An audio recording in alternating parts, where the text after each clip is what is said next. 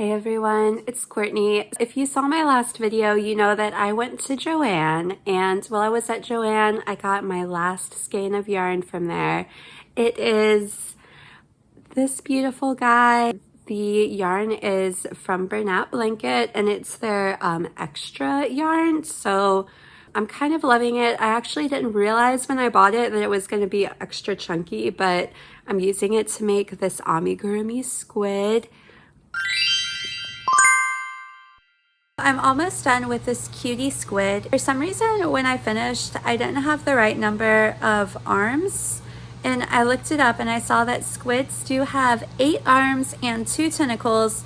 So I really wanted to make sure that he had like the appropriate number of appendages. So I just went back and like found ways to add on tentacles, like little stitches that I could still work into. I'm happy to say that we now have 10. So I'm gonna try to move on. I hope that I didn't like mess up any stitches that I would need to finish the pattern. We are now ready to move on now that he has 10. Just finished our little guy. I love his little coils. Look at his little coils. I did have to go ahead and sew close to the hole instead of finishing like the pattern suggested, because I think I did use some of those loops that I needed. But yeah, I really love it. I love how the pattern came together. I highly recommend. My friends, it seems that we are looking at the end. And I will recommend that this is not the happiest occasion, okay? Because earlier I know I had said, well, let's use the opportunities to support small businesses. And honestly, looking at this with clear eyes, who's doing that? I feel like if you're doing that, then that's great. But for me personally, the yarn in my stash is a certain weight and composition. And right now, money is not such that I'm able to freely invest in a whole new brand of yarn that may or may not match that weight and composition of the yarn that I already have in my stash. So moving forward, I think we may see that like me in my area where, you know, I didn't have Joann's anyways, I got to go because I visited the city where I'm from over the past week.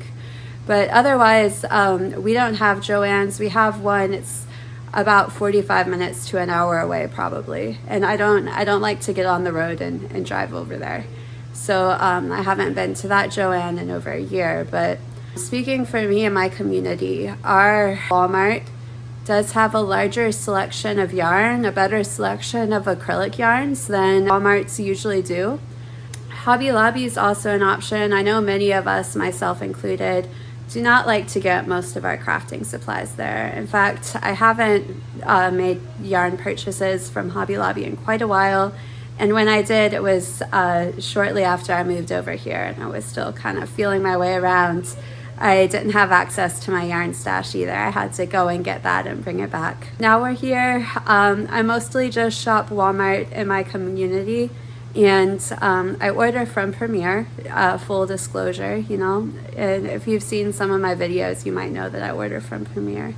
But honestly, yeah, sadly, I think that may be the way that it's going to go. I think we may see Walmarts and communities that are affected by the Joann closure get a better stock of yarn.